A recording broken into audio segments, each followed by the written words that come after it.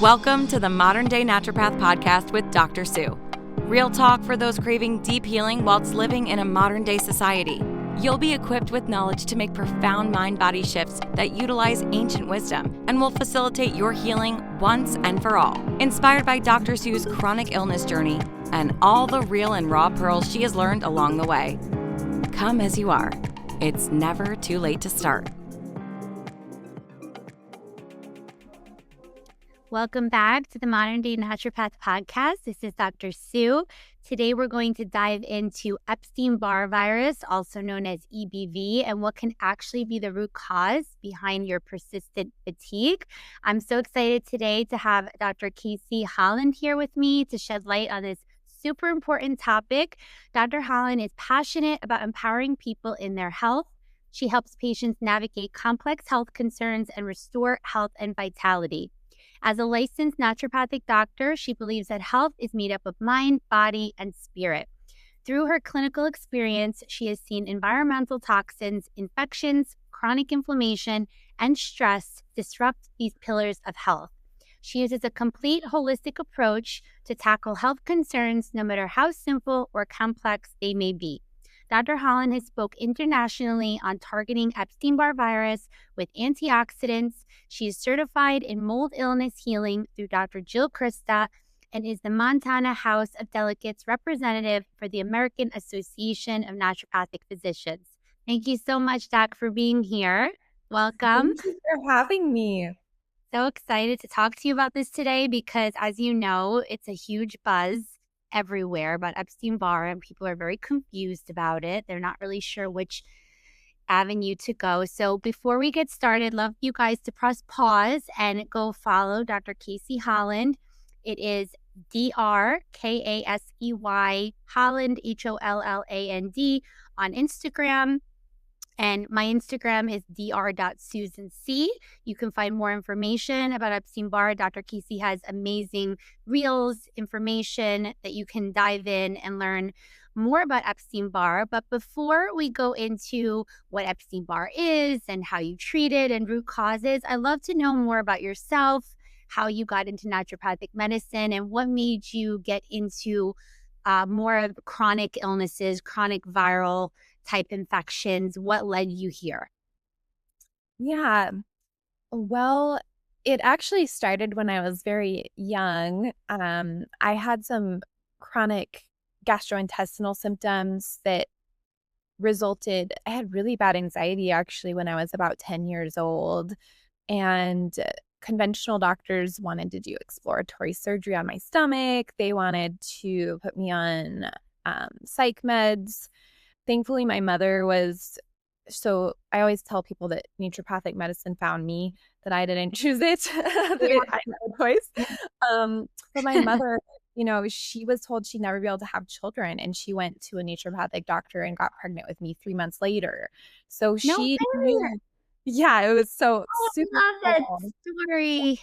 Yeah, she saw a really amazing doctor, Dr. Weiss, Ralph Weiss in Oregon. He's no longer with us, but he was one of our elders. And so, she took me to a naturopathic doctor and I got so much better. And I think it was about when I was 14, 15 years old. I just said that, that's what I was doing with my life. And I shadowed the naturopathic doctor that helped me through high school and then went straight on to our path. So it's just kind of always been a part of my life. The chronic illness realm, I was always interested in that because when I was in medical school at Bastyr in Seattle, I was struggling really bad with fatigue and really struggling to keep up with school. And everybody just said, oh, it's normal. You're in school. It's your adrenals. You're just burnout. It's totally normal. Just get through it.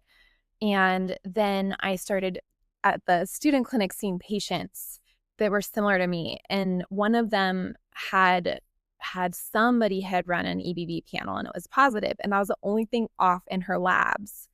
And I was like, okay, because I had said to them, I think I have mono, like test me for mono. And they did test me for mono, but they didn't do the full panel. never looked for reactivation or anything like that. And I was never treated until basically I started, treating myself as I learned, and then found, other physicians that helped with it. And then I did my residency in Atlanta, Georgia at a clinic that pretty much specialized in chronic illness. And it was really helpful in learning because they would run a viral panel on every patient that came in. So I saw all these patients and I would see some people get better, some people not, and started connecting all the dots, and then connecting the dots with myself, with EBV and my own health. And so I guess the blessing in all of this is that I can honestly say that now I feel better than I did, in my 20s or whatnot, even though I've been through a lot. And so I feel like that's just something that I have to share with other people, because there's so many wild chronic illness things going on, and these self-infections that can be so complex. And I'm sure you kind of feel this way too, where if you haven't been through it, it's, the doctors that have been through it can really help guide and see where you're at and what needs to come next. And that's just part of, when you've lived it, it comes differently. So that's kind of why I'm so passionate about it. Yeah. And what you just said about us going through it, I always thought, and I think I shared this, I might have shared this on another podcast. I always thought that if I showed people that I went through it, or I might be still going through some of it and still kind of in the journey, that it was like a weakness, or that people wouldn't want to see me. But it was actually quite the opposite. When I started telling people more about, hey, I also have these health issues, but I'm working through them. I'm practicing what I preach. I'm doing all the same things as you. I have a naturopath who holds me accountable. I do lab work. I do specialty tests. I'm eating this way. I'm removing these foods that might be inflammatory for me. I'm taking these supplements, and just sharing a bit about the struggle and the day-to-day up and downs has actually made more people want to see me. It was like my fear of not having enough people want to see me, right? It was the opposite. So I think people just would you agree? They just like to feel that their doctor is human, and it creates this human, experience where you feel connected to someone who's been through it, or they understand. Because I don't know about you, these infections can be really isolating for people to have, whether it be Lyme disease or Epstein-Barr, because people don't know enough about this stuff, and their conventional doctors don't, right? So they feel when their practitioner has been there and lived through it, they're like, wow, okay, I feel like I'm in the right place. So have you noticed that in your experience too, that you have, when you're on a patient call and you're like, yeah, I understand, I maybe experienced that myself, or that it actually helps you connect to patients better? Yeah, absolutely. And I think with what you're saying about, we're all still on a journey, that making sure that we're human, reminding people, that we don't have it all figured out, but also that life happens.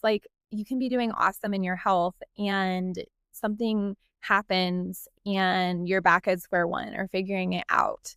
And being able to bounce back from life stressors, I think, is one of the biggest things with health. So this idea that you get cured and then the rest of your life you're just living blissfully.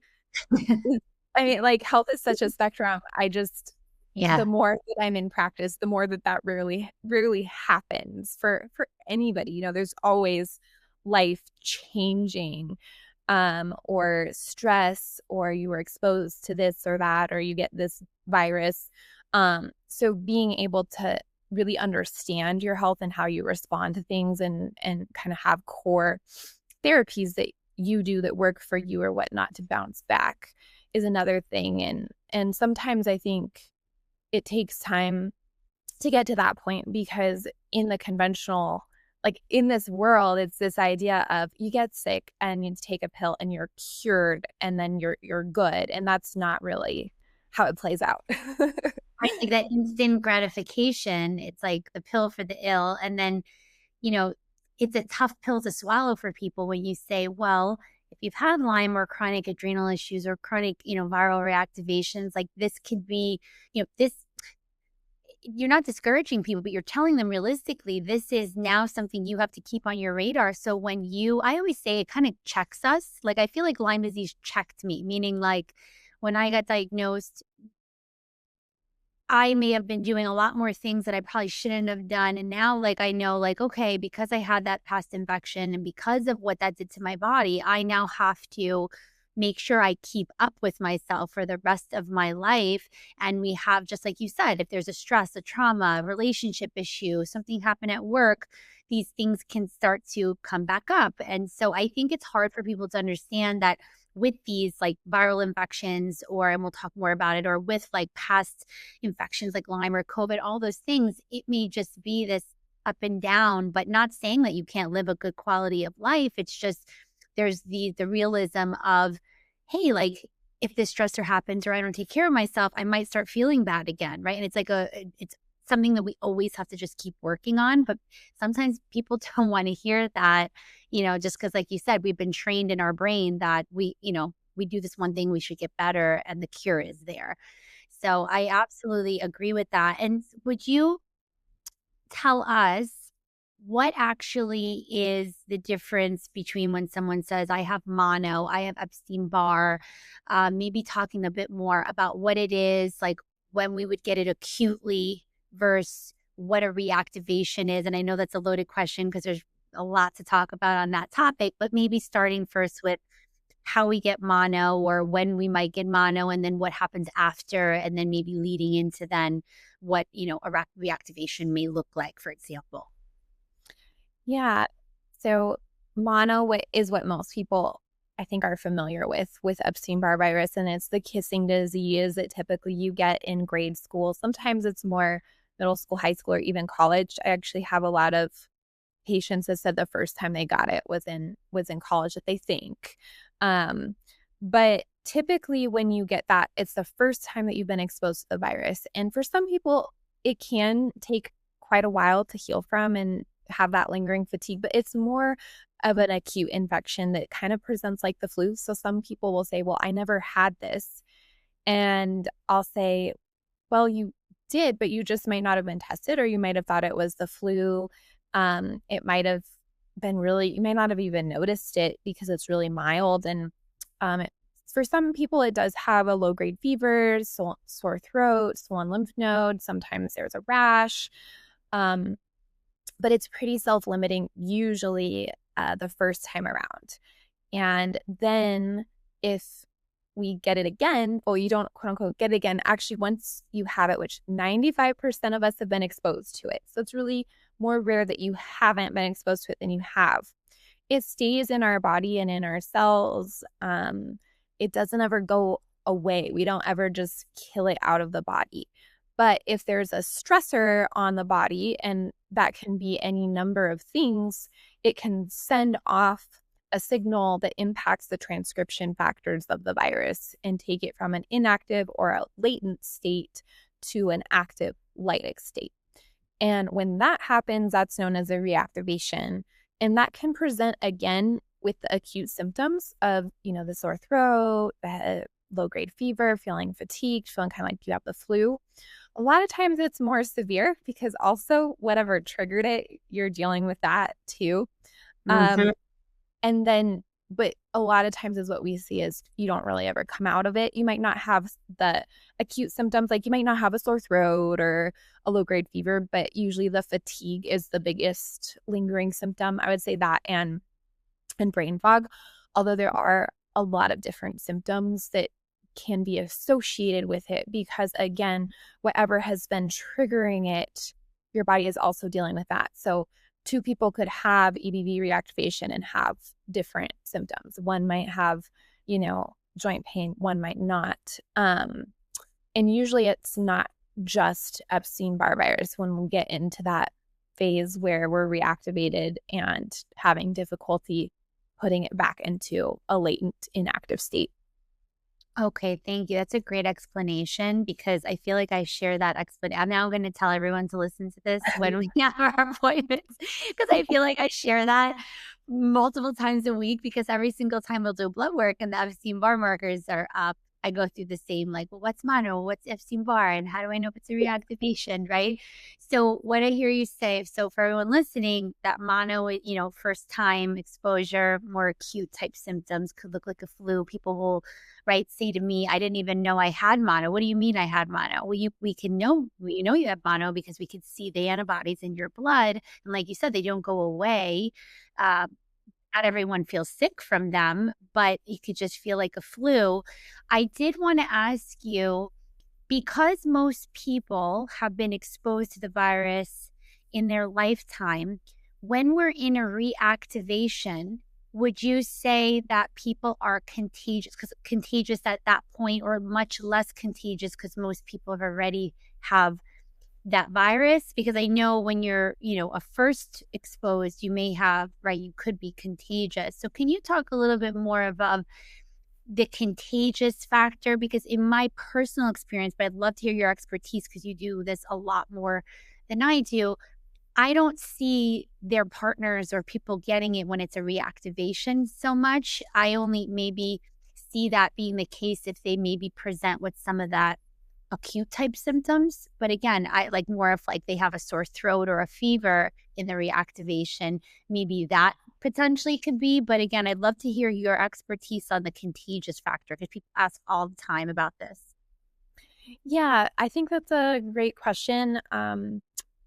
I would say that my experience has been similar to yours, where their spouse or people that they're living with aren't also having the same problem. I think that when there is an actual reactivation and they're in that acute phase where their early antigen is positive, that they do have a higher viral load. So if there is going to be contagious components, that it could happen then. But my thing is that if they've been living with their family members, the past 10 years or whatever, their family has already been exposed. And most likely, if they haven't been sick previously, unless they also are having some type of external stressor or immune compromisation or change, most likely they're not going to exhibit symptoms. And that's been what I see in practice too, where it's not like somebody comes in for EBV and then they're like, and my whole family has it. Like that just doesn't happen. It's typically they're coming in and everybody else, I'm not saying everybody else has perfect health or whatever, but the other family members aren't exhibiting Epstein-Barr virus signs and symptoms. Thank you for sharing that, because that's what I've seen, but I wanted to make sure, since you see a lot more patients than me, if you're seeing that as well. And would you say, talking to people about this, seeing social media comments about this, there are some misconceptions about Epstein-Barr virus? Like, are there anything that you could say are myths that you see, or anything that you see kind of trending that's not really holding up in your experience, or anything in that, myth type of, I see this all the time where you're like, oh, you read something as a naturopath and you're like, I wish people would just know this about Epstein-Barr virus. Yeah, it's funny because when I started sharing my experience, like that's how also this came about, of me specializing in EBV. I was just sharing what I was doing to heal. And at that same time, medical medium was really popular. That's when he released his books and everything. And everybody was like, just do the celery detox cleanse and you'll be fine.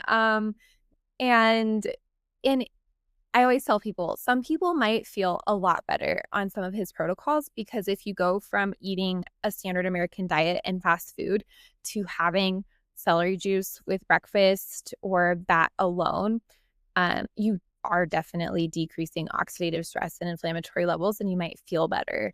But most of my patients that have, tried medical medium and really have this chronic presentation of reactivation don't get better from just celery juice. So I'm not saying that it's not nutritious or dense in minerals and healthy, but it typically isn't it's not like just drink celery juice and you're cured, in my experience. The second thing is that if you have a positive EBV, that's responsible for all your symptoms.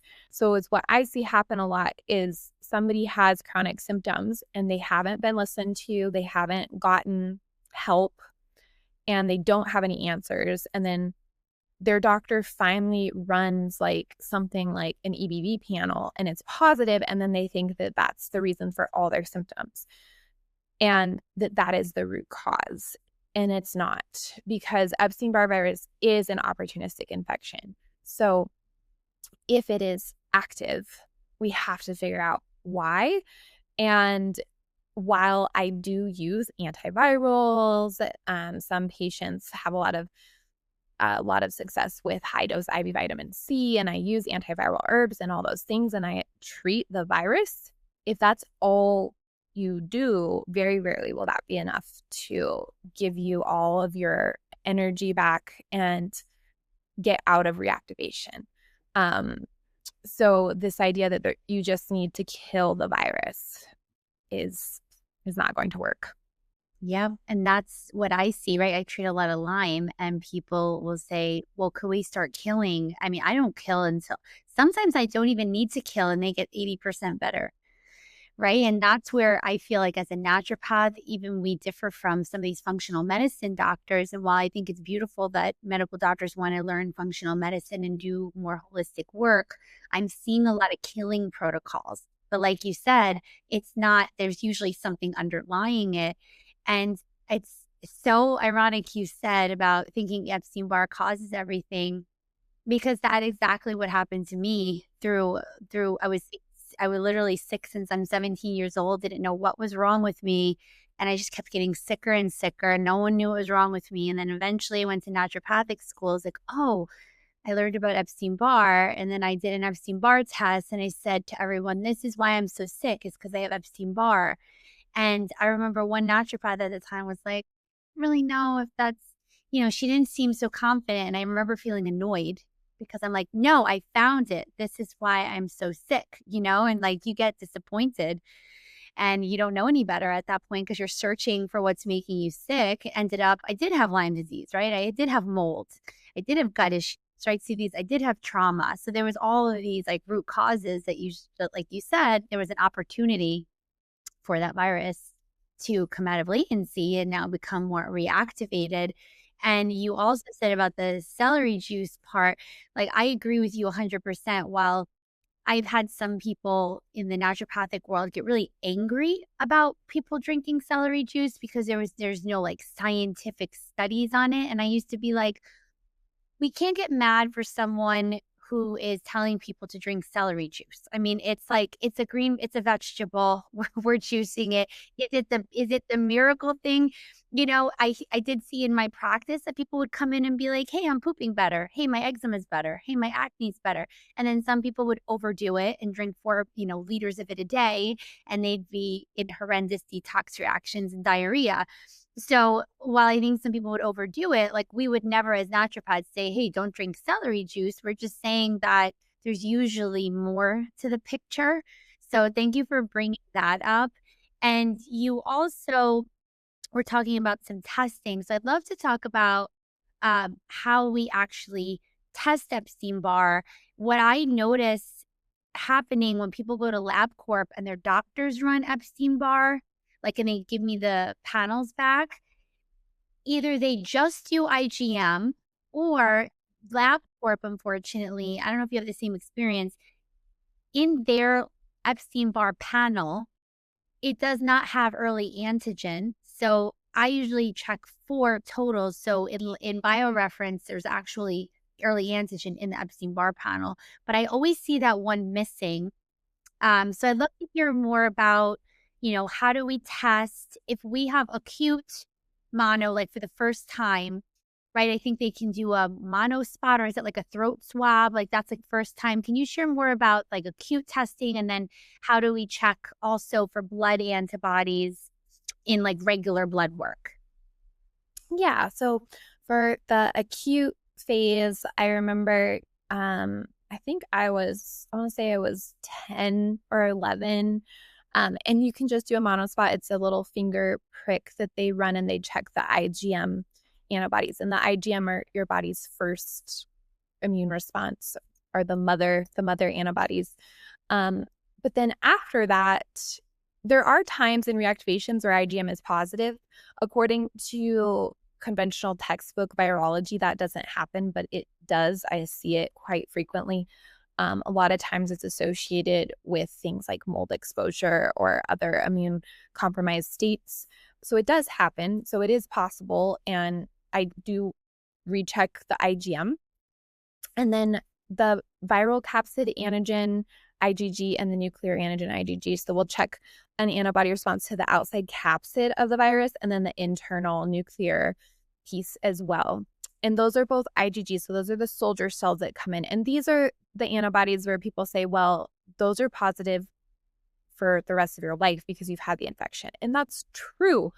But if you are 10 to 100 times the upper limit of normal and you have symptoms, then I say it's likely that you have a high viral load and that this is in an active lytic state and that we need to treat it to get you feeling better.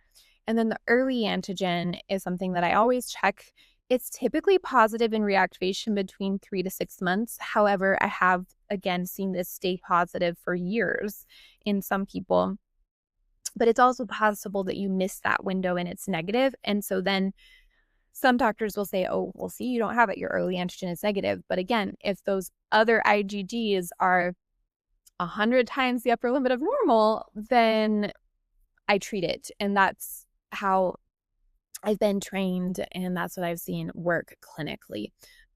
So that can be confusing. And yes, I've had the same experience with LabCorp where they don't have that in the panel. And so a lot of times patients won't have a full EBV panel, and we have to go back and order that one to get accurate results. Yes, you've seen the exact same thing. Thank you for sharing all of the antibodies. So there are 4 antibodies that ideally you want to check. And like Dr. Kasey said, even though the IgG ones may be positive because you'll have them for the rest of your life, if they're really high, you have to think of why would they be that high, right? If they were dormant. That's what my mentor used to say to me. Think about it that way. If they were really dormant, why would they be that high? Like, so for example, I've seen people that say over 600, over 750.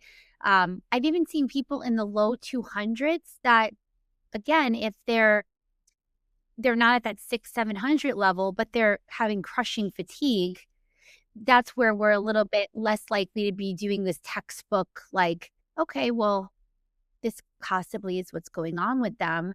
And if someone has IgM, like you said, it could be this, I see the same thing, reactivation. So would you say, although we can get rid of so although the IgG antibodies will stay for life, right? When they're out of a reactivation, you generally see that IgM go away, correct? Or okay. So it will go away.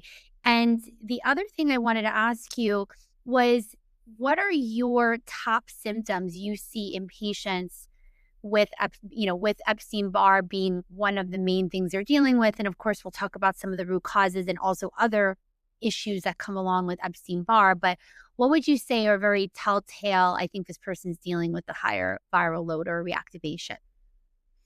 Yeah, I would say the number one thing is fatigue. And it's you're not better after you get a good night's rest. And then post-exertional malaise, which that's a real ICD-10 diagnostic code where you go and you do a workout, maybe you push through your fatigue, and then you get flu-like symptoms for like a week or more afterwards where you just can't handle it. Now, there can be other causes of that too.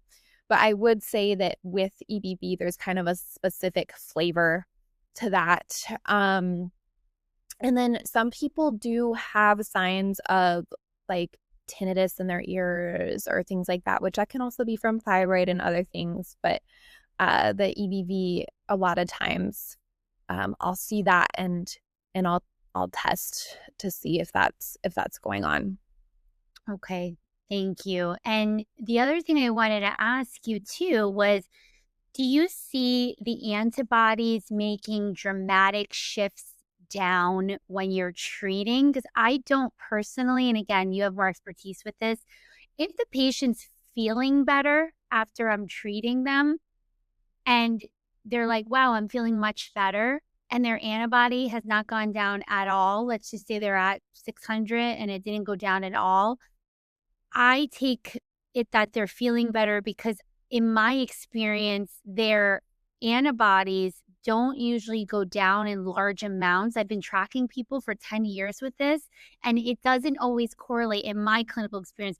Their number doesn't always correlate with their symptoms. So, for example, if I treat them and they feel so much better, it's not like the number went from 600 to 200. It might have even gone down to 570, or it might not have even gone down at all. So, have you seen, for people who don't want to get discouraged with, looking at a number, what's your experience with that number actually going down? And do you base it on the patient's symptoms?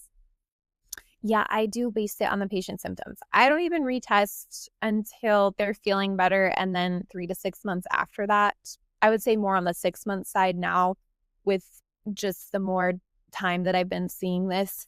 And then even then I still go by symptoms. And I just think that the world of virology, that the way that we've, put it in this little box and this is how it behaves and this is the immune function, that we really don't have that fully fleshed out or understood. So definitely going by symptoms is most important. Okay. And with people who are saying, okay, now I do have Epstein-Barr, I came up with these antibodies, it's explaining some of my stuff. And like you said, they want to go and just start killing it and taking a bunch of stuff to kill it only. What would you say about the root causes of why it could be reactivating in the first place? So what are your most common health conditions or states in which the body feels it has this now opportunity to let the Epstein-Barr virus kind of run rampant at this point? Yeah, when I started looking at this deeper, I remember going through all these research articles and patient history and cases, and it was like such a basket case. I was like, there's like no two the same. What is going on here? And then it was like, okay, take a step back, zone out. What does all this have in common? All of it increases oxidative stress levels, which is basically our body clearing out toxins. And if we don't have enough antioxidant reserve to clear out the reactive oxygenation species that are created from that process, kind of like when a nail rusts, just over time, it's literally another form of aging. Like that is what ages us. Then when those levels get overwhelming and we don't have enough antioxidants to clear them out, there seems to be a link with transcription factors with the virus that trigger it to replicate. And so that's why a lot of my therapies focus on antioxidant use. And there are antioxidants that, while they're not considered antiviral, that they play against different proteins or transcription factors that the virus turns on and interrupt that signaling. And so oxidative stress can be, emotional stress, trauma. It can be toxins like glyphosate. It can be other infections like Lyme. Mold is a huge, huge source of oxidative stress. So then it becomes, me and the patient really working through what else is going on in this picture and treating that, and then soaking in antioxidants, still using antivirals, because the real kicker is that, well, EBV itself, when it turns on, is creating oxidative stress. So then you have this snowball effect, and that's why EBV is linked to autoimmune conditions and cancers and all this scary stuff. So we have to combat that while we're also treating the virus. And it's kind of like a snowball. You just have to work through it all together. And I think that's why a lot of people don't get better, is because the conventional medicine is not wired to address health in a holistic way like that.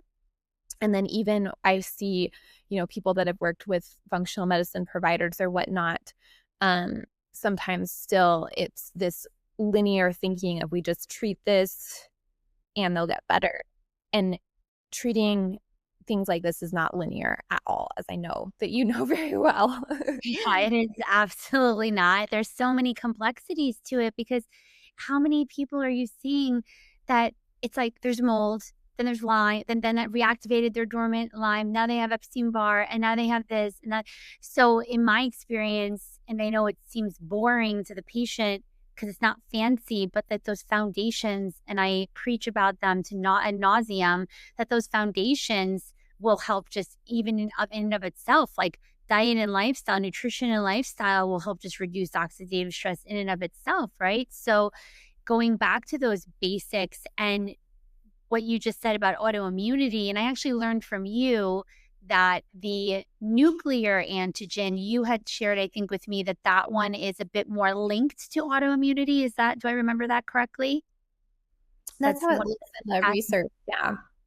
Okay. So that one's a bit more linked. Have you seen in your practice patients who you feel their Epstein-Barr did drive that autoimmune process, or is it hard to say because they also had so many other things? Like how we say there's, this research about EBV and autoimmunity. Just curious your thoughts on that. Yeah, it's that chicken or the egg question. I think that once EBV is active, so it might not be that EBV was the start. It might be stress or poor diet or mold exposure, whatever. But once EBV is turned on, it is like pouring gasoline on a fire, and it is dangerous because we're pushing on these pathways that lead to autoimmune conditions or cancer. There's a really specific link that came out, I want to say it's been 2 years, maybe it's been 3, with multiple sclerosis and EBV. And so now anytime I have a multiple sclerosis patients, we screen for EBV, and I've never not found it. But again, it doesn't mean that's the only thing, but I think it definitely does drive things forward on a negative path.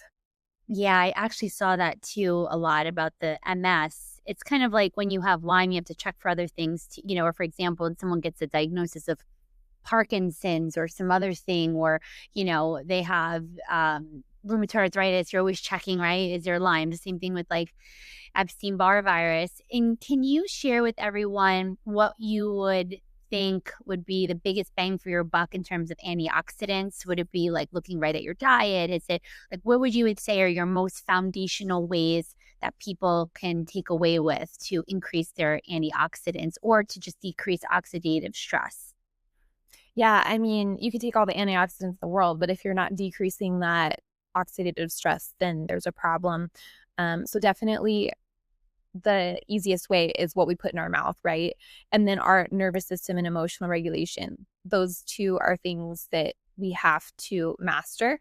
And then from like a supplement perspective, glutathione and curcumin have the most data on pathways like the NF-kappa B pathway that's associated with a lot of inflammatory conditions, and curcumin combats that very well.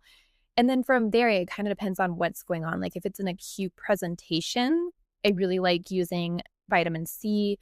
We do have data on high dose IV vitamin C. High dose is 25 grams or above. I see a lot of people going and getting 10-gram IV vitamin C, and it's like that's not. It's probably still beneficial, but it's not doing what you think it's doing. But we do have data showing that lower antibodies. So if they're in an acute flare-up, vitamin C, and you can do oral at-home vitamin C as well. But those are just, like basic antioxidants. NAC actually has some good research with it too. So, if somebody has EBV and then they have a sinus infection or flu, then I use that because it's also helping with their respiratory tract. So that's what's great about seeing a naturopathic doctor, and they'll pick the antioxidant to match where you are most vulnerable to.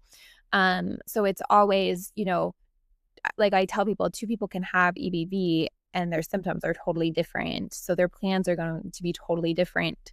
So there isn't this just one size fits all protocol. I don't have a magic, Yeah, exactly. And people think we're being, like we're trying to be vague or not answer the question when they're like, well, what should I do? It just really depends. Like as a naturopath, it really depends on why you had it in the first place. And then, like you said, we're targeting treatment for that specifically. And I'd love to talk more about stress and emotional trauma and that relation to Epstein-Barr and how the nervous system is hugely, I would say, one of a huge fire to create this Epstein-Barr reactivation.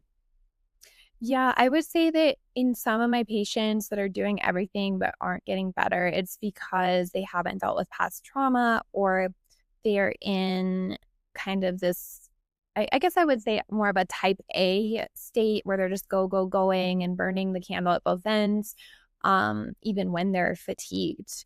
I typically always check adrenal function with EBV because I don't want to miss somebody having low adrenals or even Addison's disease. And that's something that happens is we chalk the fatigue up to EBV and then we miss actual low cortisol. And so without a nervous system that's in check, you're not going to be using your immune system properly, because when you are in a rest and digest state, your immune system works optimally and your body heals. When you're in a fight or flight state, you're literally getting ready to run from a grizzly bear. And that can be a text from work that's stressful or whatever. It doesn't have to be this monumental stressor. But I've seen patients where it's like, they just say, well, my life is just stressful right now. And it's like, well, until you can, get your nervous system regulated, which means doesn't mean there's not stress. It means that the stress comes and you don't emotionally react, and you keep your breath where you are activating your body and telling yourself that you are safe and your immune system stays stable. So it doesn't mean that the stress stops, because I don't think I need to tell anybody that the stress isn't going to stop in 2025. Bubble, guys. It's just there. Yeah. It's there to stay. So we have to replicate that. The resiliency, right? Yeah. Just having the resiliency. Someone said to me the other day that, how am I not going to have stress? I just have a baby. And I said, well, we're not stopping the stress. We just have to help you adapt to it better. Just like you said, we have to be able to, right? And that's where looking at the adrenals, I'm so happy you brought that up, because we might just think it's EBV, but even just working on the adrenals, right? And if someone has really low or really high cortisol, that's going to affect them significantly. But I think people think that if they have stress, do you know Dr. Donnie Wilson? I don't know if you know her. I know her through online. Yeah, she was, I love her. I actually, I did some clinical hours with her in medical school, and that's how I met her. And she would talk on and on with patients, which I loved, about stress, and she wrote books on stress and burnout. And she basically tries to bring home this point that we can't have it go away, right? We can figure out how to, like you said, feel safer in your body and not feel like everything is a catastrophe, and be able to adapt more to that stress and create that resiliency there. So that is one of the main things that I do when patients have like chronic illnesses like Lyme or Epstein-Barr. I'll do like a Dutch where it will do their hormones and also their cortisol ×4. Do you like those type of tests? Like, is that what you do for adrenal type testing as well? Yeah, I usually start with morning blood cortisol. And then if that is, not looking good, then I'll do the salivary cortisol, depending on insurance or what the patient has. But yeah, that's a good one. Yeah. So yeah, I definitely agree that we could do like a blood test at first. We could definitely do a blood test at first to just check that morning one. The only thing I notice with my patients is they always like they always miss the window and they're always being sent home, because I think you have to do that morning one before, what is it? I think it's before 8. Maybe? Okay. 8. Okay. Yeah, somewhere there. I think You see, 8 and 9.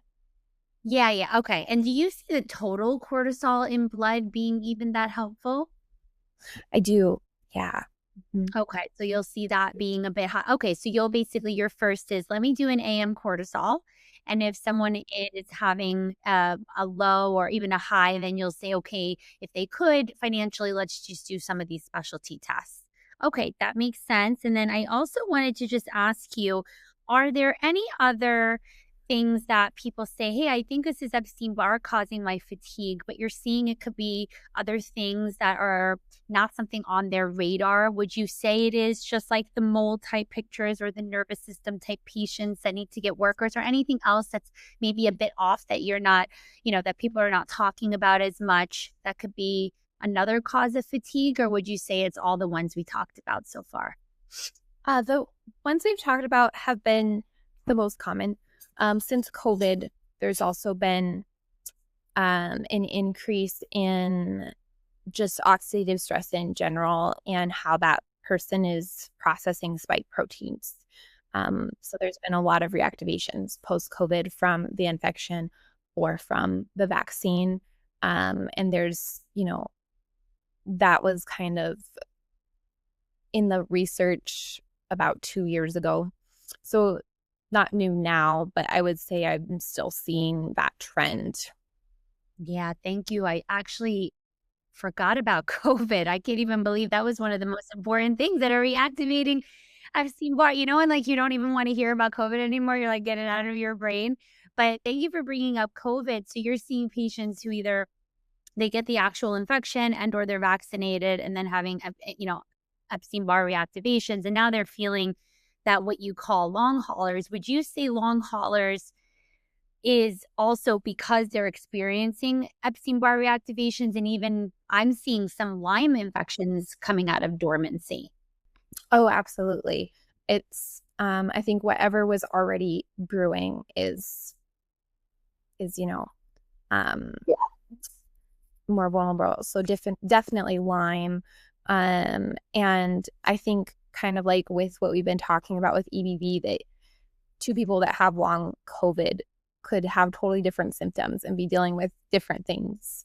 This has been so awesome talking about this with you, because I think so many people can benefit from hearing this, especially who are not feeling well, who think that Epstein-Barr may be their one root cause, where it can be a compilation of things. So do you have any last bits of information you want everyone to know about Epstein-Barr or chronic reactivations, or a takeaway for everyone who's not feeling their best? I would just like to remind everybody that their body is made to heal and that it's designed to overcome these opportunistic infections. I know everything we've talked about is overwhelming and it feels like, where do you go? There's not a clear path, but that you will find what your body needs and that it will be unique to you and that your body is designed to overcome this. Thank you, and for giving people hope. So if you want to learn more information about Dr. Kasey, you can go to her Instagram, Dr. Kasey Holland, and it's Kasey, and her website is drkaseyholland.com. You can also grab her newsletter by adding your email to her email list. And I hope you guys feel amazing now that you learned more about Epstein-Barr and you have a little bit more of a roadmap. So we do encourage you to get some naturopathic type help so that we can figure out what is the root cause for you. Thanks so much. See you soon. Thanks so much for listening to Modern Day Naturopath Podcast with Dr. Sue.